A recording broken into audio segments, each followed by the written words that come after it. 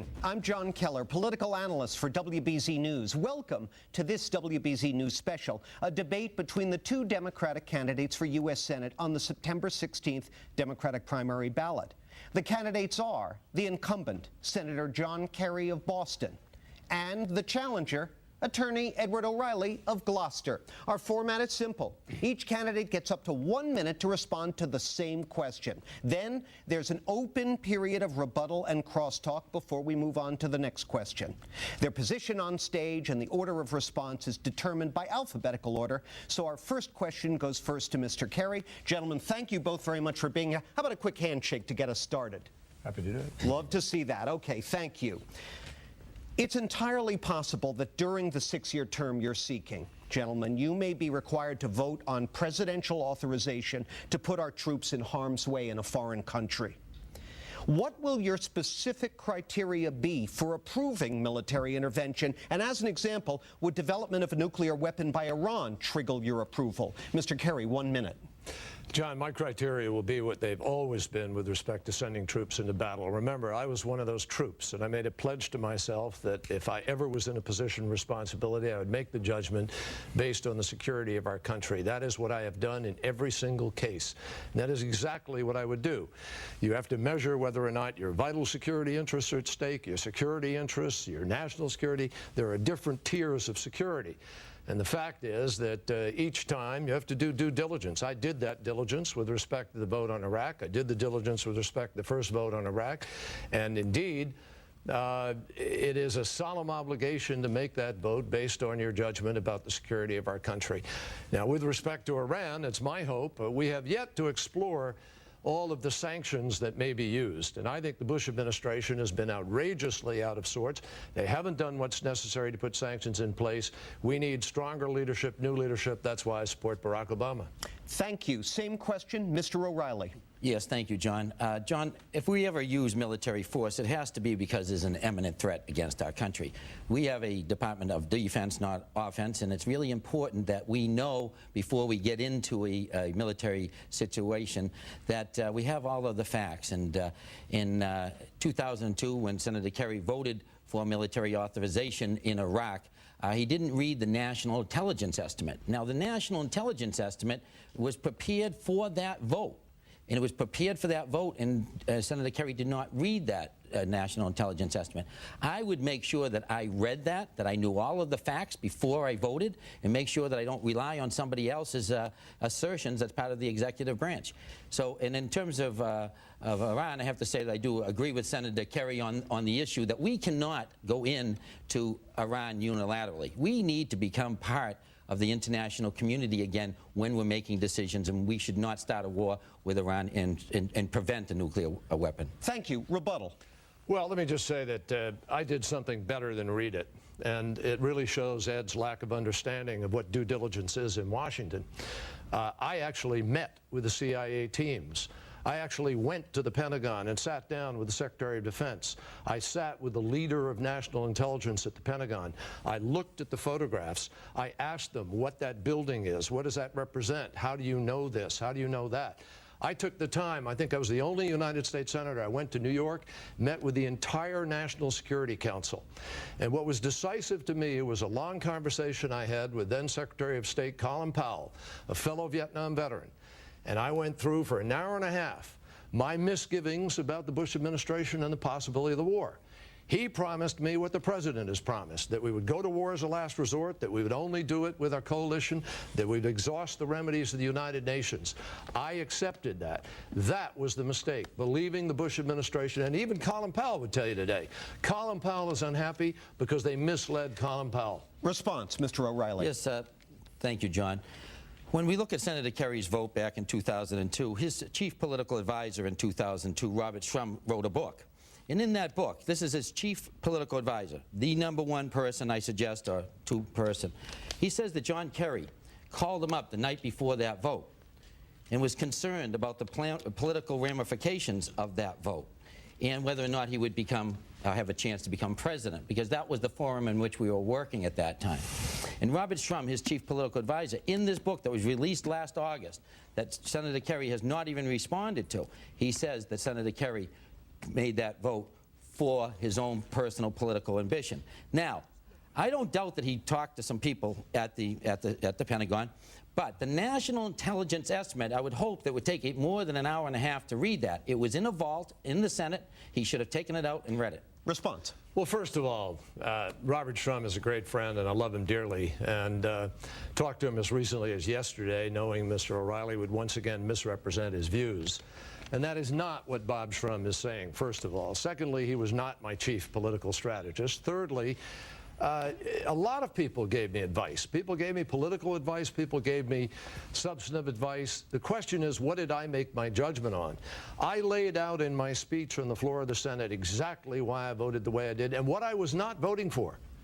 I said in that speech, John, to the country, if George Bush goes it alone, I will oppose him. If George Bush doesn't build a legitimate coalition, I will oppose him. If George Bush doesn't exhaust the remedies of the United Nations, I will oppose him. And that's exactly what I did. Moreover, Bob Shrum doesn't know who I talked to with respect to all of those other things. Final comment, and this is important.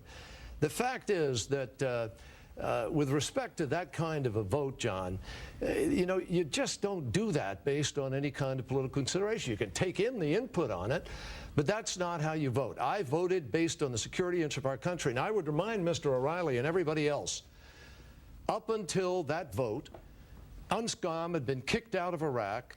And the last time they were inspecting, John, we were destroying weapons of mass destruction. I'm going to get... So the last thing we knew is they had those weapons, and the Pentagon was telling us what they told us. I regret George Bush didn't tell the truth. We have to break, but I'm going to give you 30 seconds to respond. The quote from Robert Shrum's book, and this was where Kerry wanted to get my opinion. Would he be a viable general election candidate if he was in the small minority of senators who voted no? That should not be part of the decision-making process. You have to vote as a United States Senator on your conscience, on what you believe. That discussion should not even take place. Let me make a more relevant point. I knew that by voting the way I voted, I would make it more difficult to even possibly win the nomination. And if you were going to win the nomination, the ideal thing to have done would have been the anti-war candidate, which is what Howard Dean was. For months, people wrote me off because of that vote. I voted the way I voted because I thought it met the national security interests of our country, and that would have been the power I wanted as president. But I would have used that power, John, wisely, something George Bush did not do, which is why I've opposed it since day one. Equal time, then we must break. Yes. John, you know what? Before this book was even written, I had my own opinion about Senator Kerry's vote. You know, in 1991, he voted against military authorization in a less ambiguous situation when Kuwait was invaded. He voted against that military authorization. And what did John Kerry do when he found out? What did he do when he found out there were no weapons of mass destruction? Did he put out a press release? Did he do anything? I suggest to you, John, that John Kerry changed to become an anti-war vote when the political climate changed in this country. All right, I will remind both of you that during open rebuttal time, you can return to this later if you choose to, but we're going to take a break and then we'll move on to other subjects as our U.S. Senate debate continues here on WBZ.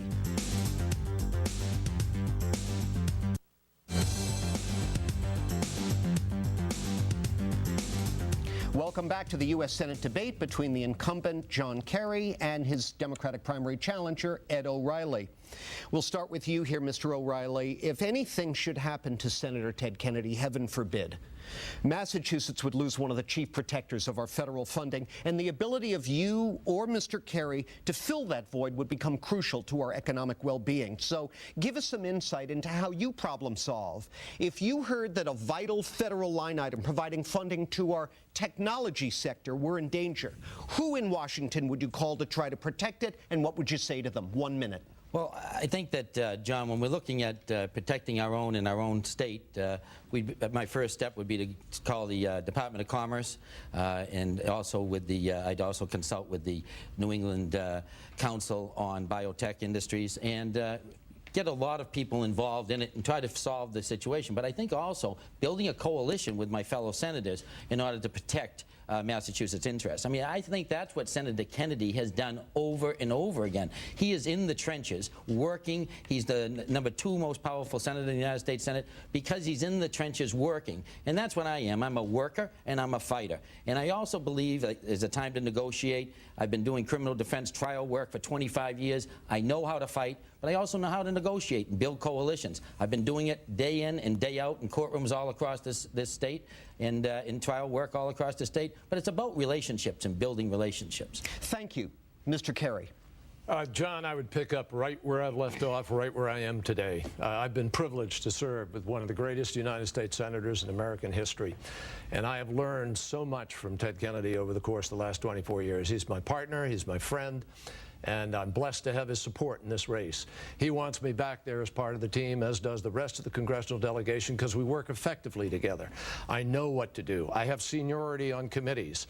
I'm #3 on the Commerce Committee. I'm chairman of the Science, Technology, Innovation Subcommittee. I'm chairman of the Small Business Committee. Ed OReilly's been running around the state diminishing that, but the fact is that many communities in Massachusetts benefit. I brought back over $267 million for small business innovation research here in Massachusetts. That's second in the nation, second to California. Just to give you an idea how big 267 is, New York only got 87. Illinois got 36. So we're doing well. I will continue to do what I do now, which is fight to make certain that we get our fair share of the federal pie. I brought back $900 million for rail development, hundreds of millions of dollars with respect to business development and jobs. We're going to continue to do that. Rebuttal. Yes, John, this is all about working and working hard, and the question kind of circles around the issue of seniority. And we look at seniority in the Senate, and we look at Senator Kerry's seniority in the Senate. We also look at his rank in terms of chairmanship. And relatively speaking, I'm not saying any committee is not important in the United States Senate, but in terms of ranking, it's been ranked the second to last of the most influential committees in the United States Senate that he is the chairman of. Joe Lieberman is not even a Democrat who has a more influential chairmanship in the United States Senate. So when we look at that, and we look at trying to fill Ted Kennedy's slot, we need someone who's a fighter and a worker just like Ted Kennedy is. Response. Well, I think it's insulting to everybody on every other committee to suggest that the committees they're on don't work and do important. I just talked about bringing $267 million back to the state just for that alone. That committee has, in fact, helped create women's business centers. Go ask any woman in business what those women business centers have done for here in Massachusetts.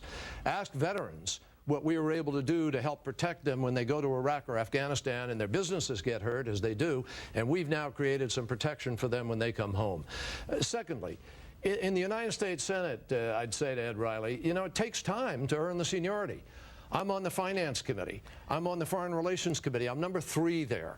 I'm on the Commerce Committee. I'm #3 there. It will take Ed 20, 24 years to try to get that kind of seniority if he got it. And it just works out that I'm on important committees.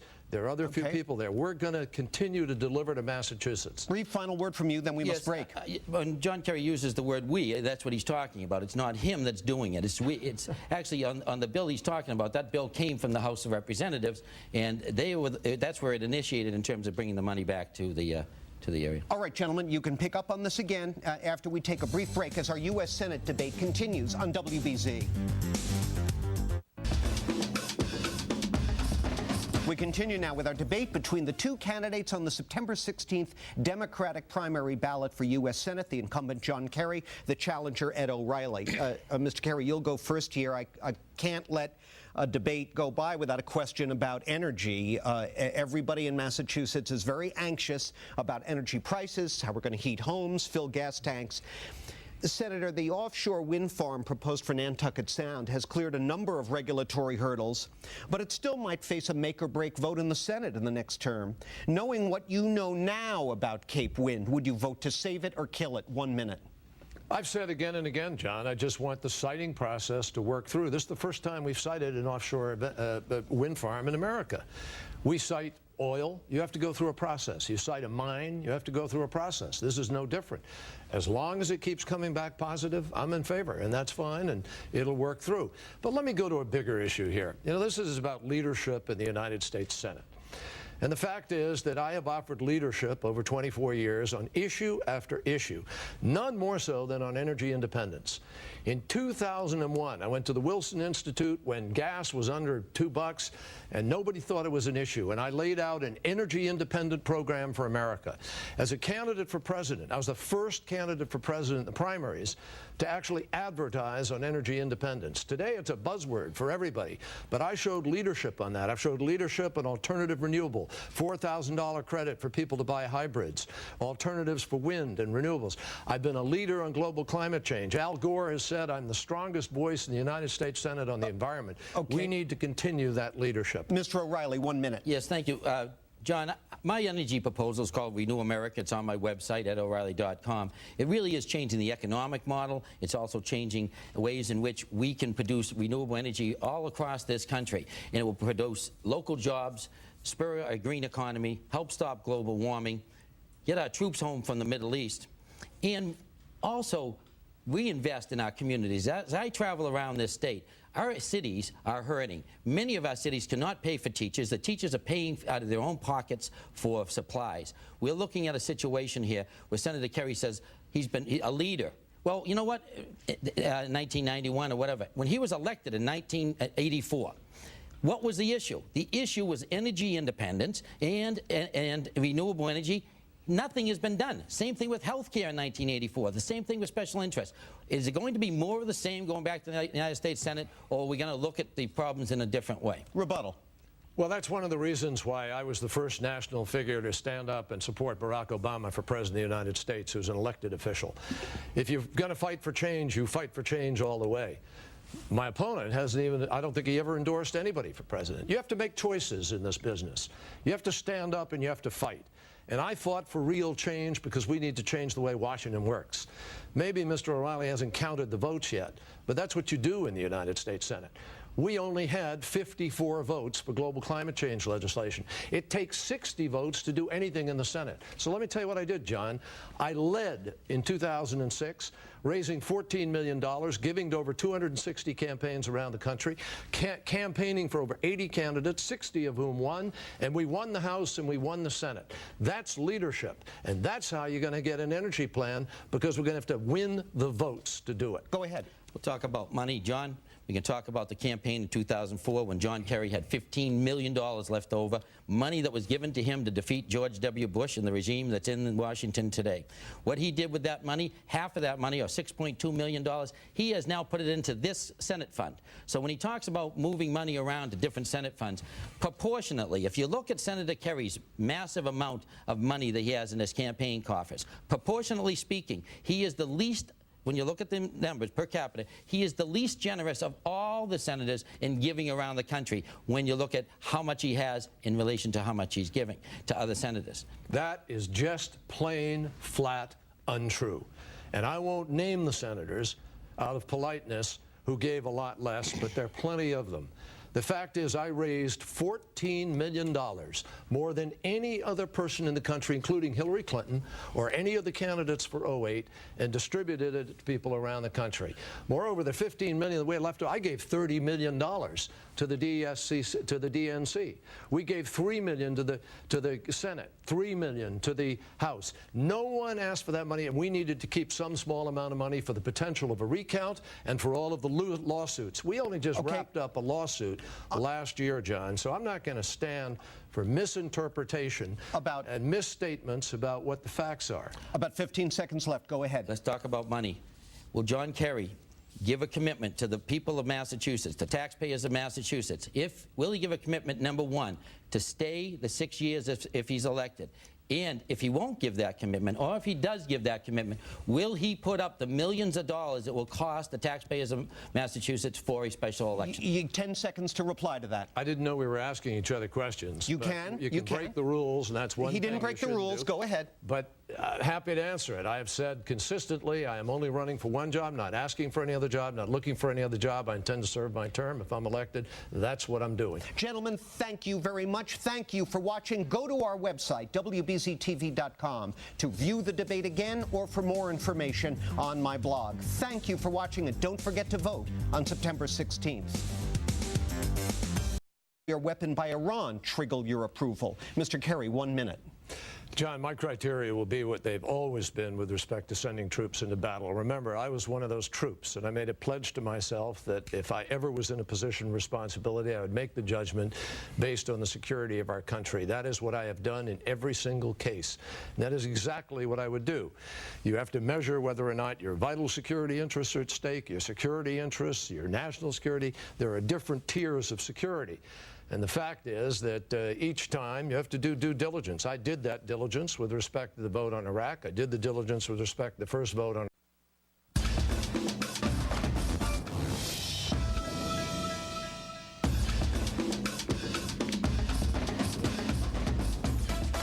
Good morning. I'm John Keller, political analyst for WBZ News. Welcome to this WBZ News special, a debate between the two Democratic candidates for U.S. Senate on the September 16th Democratic primary ballot. The candidates are the incumbent, Senator John Kerry of Boston, and the challenger, Attorney Ed OReilly of Gloucester. Our format is simple. Each candidate gets up to 1 minute to respond to the same question. Then we know before we get into a military situation that we have all of the facts. And in 2002, when Senator Kerry voted for military authorization in Iraq, he didn't read the National Intelligence Estimate. Now, the National Intelligence Estimate was prepared for that vote. And it was prepared for that vote, and Senator Kerry did not read that National Intelligence Estimate. I would make sure that I read that I knew all of the facts before I voted, and make sure that I don't rely on somebody else's assertions that's part of the executive branch. So, and in terms of Iraq, and indeed, it is a solemn obligation to make that vote based on your judgment about the security of our country. Now, with respect to Iran, it's my hope we have yet to explore all of the sanctions that may be used. And I think the Bush administration has been outrageously out of sorts. They haven't done what's necessary to put sanctions in place. We need stronger leadership, new leadership. That's why I support Barack Obama. Thank you. Same question, Mr. O'Reilly. Yes, thank you, John. John, if we ever use military force, it has to be because there's an imminent threat against our country. We have a Department of Defense, not offense, and it's really important that there's an open period of rebuttal and crosstalk before we move on to the next question. Their position on stage and the order of response is determined by alphabetical order. So our first question goes first to Mr. Kerry. Gentlemen, thank you both very much for being here. How about a quick handshake to get us started? Happy to do it. Love to see that. Okay, thank you. It's entirely possible that during the 6-year term you're seeking, gentlemen, you may be required to vote on presidential authorization to put our troops in harm's way in a foreign country. What will your specific criteria be for approving military intervention? And as an example, would development of a nuclear